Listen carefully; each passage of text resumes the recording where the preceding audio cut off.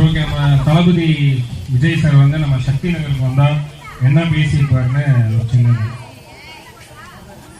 என் நெஞ்சில் குடியிருக்கும் இனன்பார்ந்த ரசிகர்களுக்கும் இங்க வந்திருக்கிற என் நண்பர்கள் எல்லாருக்கும் வணக்கம். நம்ம சக்தி நகர் மக்களை எனக்கு ரொம்ப பிடிக்கும். குமரன் நிறைய சொல்லியிருக்கிறாரு. இங்க வந்து பார்த்தாலும் தெரியுது, ரொம்ப சந்தோஷமா இருக்குது. இந்த எல்லாருக்குமே நம்மளை பிடிச்சி போயிடுச்சுன்னு வைங்களேன், அப்புறம் லைஃப் போர் அடிச்சிடாது.